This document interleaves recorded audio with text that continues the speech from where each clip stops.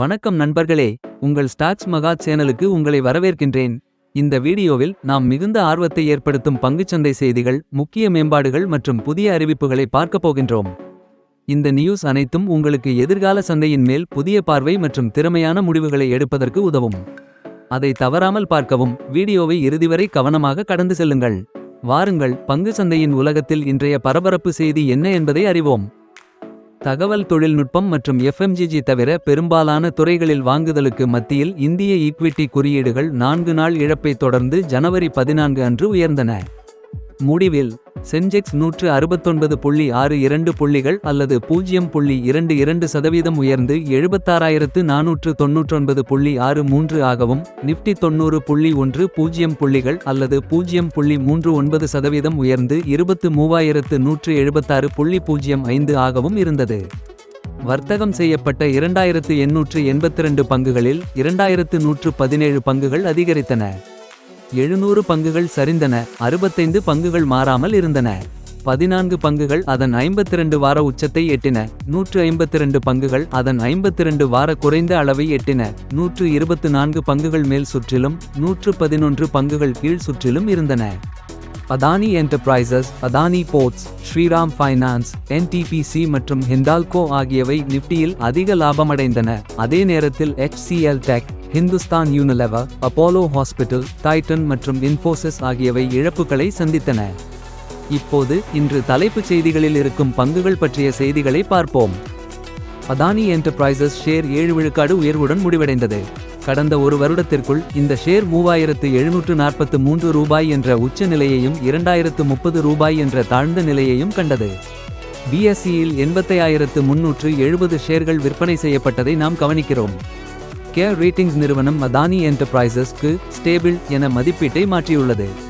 இதற்கான முக்கிய காரணம் அமெரிக்க டோஜ் மற்றும் SEC கௌதம் அடானி மீது குற்றச்சாட்டுகளை சுமத்தி சிவில் வழக்குகள் தொடர்வதாகும். இதனால் அதானி என்டர்பிரைசஸ் பெரிய அளவிலான முதலீட்டு திட்டங்கள் மற்றும் நிதி திரட்டும் முயற்சிகள் பாதிக்கப்படும் என்ற அச்சம் எழுந்துள்ளது.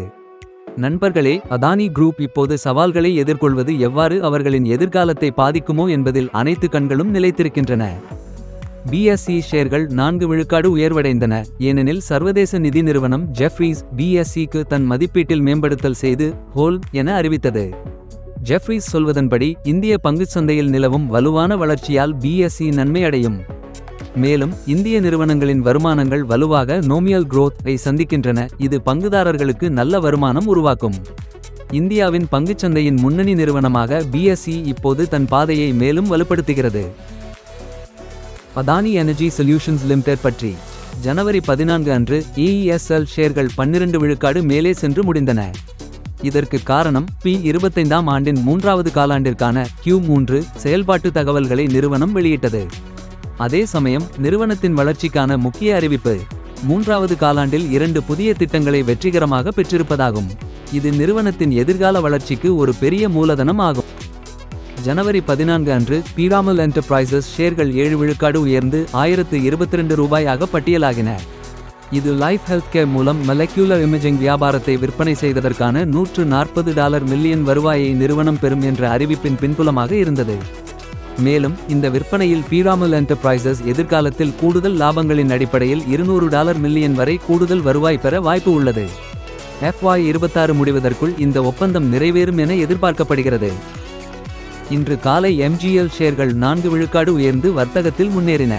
இதன் காரணம் சர்வதேச நிதி நிறுவனம் மார்கன் ஸ்டான்லி MGL மீது தன் மதிப்பீட்டில் ஓவர்வேட் என அறிவித்துள்ளது. மேலும் மார்கன் ஸ்டான்லி MLக்கு 1606 ரூபாய் என்ற இலக்கு விலையை வகுத்துள்ளது. இது முந்தைய நாள் க்ளோசிங் பிரைஸ் விலையை பொறுத்து 31 விழுக்காடு அதிகரிப்பை குறிக்கிறது. இந்த மேம்பாட்டை எதிர்கொண்டு MGLக்கு எதிர்காலம் நல்வாய்ப்பு இருக்குமா என்பதை கவனிக்க வேண்டும். HCL டெக் ஷேர் குறைவான நிலைக்கு சரிந்துள்ளன.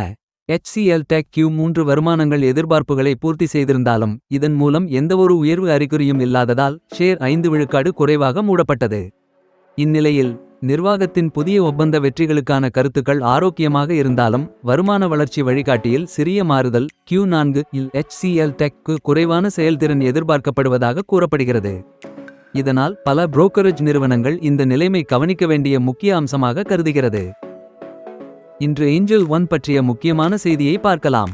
ஏஞ்சல் ஒன் ஷேர் 5 விழுக்காடு குறைந்தது 2309 ரூபாய்க்கு, ஏனெனில் 2020ஆம் ஆண்டில் பட்டியலிடப்பட்ட பின்பு இந்நிறுவனத்தின் 3வது காலாண்டு லாப உயர்வு மிக குறைந்ததாக இருந்தது. ஏஞ்சல் ஒன் 3வது காலாண்டில் 281 கோடி ரூபாய் லாபத்தை அறிவித்தது. இது கடந்த ஆண்டுடன் ஒப்பிடும்போது 8 விழுக்காடு உயர்வு. ஆனால் தொடர்ச்சியான அடிப்படையில் லாபம் 33.5 விழுக்காடு குறைந்துவிட்டது. Q3 FY25 இல் மொத்த வருமானம் 19 விழுக்காடு உயர்ந்திருக்கும் நிலையில் 2ஆம் காலாண்டுடன் ஒப்பிடும்போது 17 விழுக்காடு குறைவடைந்தது. யுனைடெட் ஸ்பிரிட்ஸ் ஷேர் 4 விழுக்காடு குறைந்து 1411 ரூபாய்க்கு வர்த்தகமாகின. இந்த சரிவிற்கு காரணம் நிறுவனத்தின் CEO பதவி மாற்றத்தை அறிவிப்பு செய்தது. இது CEO ஆவணப்படுத்தும் திட்டத்தின் ஒரு பகுதியாகும். மக்வாரி ஆய்வாளர்கள் இந்த CEO மாற்றத்தின் மாறுதல் எவ்வாறு நடைபெறும் என்பதை கவனமாக கண்காணிப்பதாக கூறியுள்ளனர்.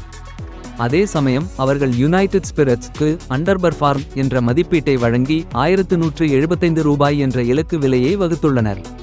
இதன் மூலம் தற்போது உள்ள நிலைகளிலிருந்து 16 விழுக்காடு குறைவான இழப்பு எதிர்பார்க்கப்படுகிறது. டெல்டா கார்ப் ஷேர் 3 விழுக்காடு குறைந்தது 106 ரூபாய்க்கு, ஏனெனில் நிறுவனத்தின் 3வது காலாண்டு செயல்திறன் எவ்வாறு இருந்ததோ அதை பற்றிய அறிவிப்பானது எதிர்பார்ப்புகளுக்கு மேலாக இல்லாமல் இருந்தது. Q3 FY25 இல் டெல்டா கார்ப் நிறுவனம் 35 கோடி ரூபாய் லாபத்தை அறிவித்தது. இது 3.5 விழுக்காடு உயர்வாக இருந்தாலும் வருமானத்தில் 7.5 விழுக்காடு குறைவு ஏற்பட்டது. நிறுவனத்தின் மொத்த வருமானம் 194 கோடி ரூபாயாக இருந்தது. இது கடந்த ஆண்டு இதே காலத்தில் இருந்ததை விட குறைவாக இருந்தது. ஆனந்த் ரத்தி வெல்த் இந்த பங்கு 6 விழுக்காடு சரிவடைந்தது, ஏனெனில் Q3 FY25 வருமானம் முந்தைய காலாண்டின் அடிப்படையில் குறைந்ததாக இருந்தது. ஆனால் ஆண்டுக்கான உயர்வு 26.6 விழுக்காடு என்றாலும் தற்போது எதிர்பார்ப்புகளை பூர்த்தி செய்யவில்லை. நன்றி நண்பர்களே, இன்றைய பங்குச்சந்தை செய்திகளை கவனித்தமைக்கு நன்றி. இந்த வீடியோ உங்களுக்கு பயனுள்ளதாக இருந்ததா? அதனால் உங்கள் பார்வை மற்றும் முடிவுகளை மேலும் புத்திசாலித்தனமாக மாற்ற உதவும் என நம்புகிறேன். தொடர்ந்து உங்களுக்கான முக்கியமான சுவாரஸ்யமான பங்குச்சந்தை செய்திகள் வழங்குவதில் நாங்கள் தொடர்வோம். வீடியோவை முழுவதும் பார்த்த உங்களுக்கு நன்றி. தொடர்ந்தும் நம்முடன் இருங்கள். Happy investing.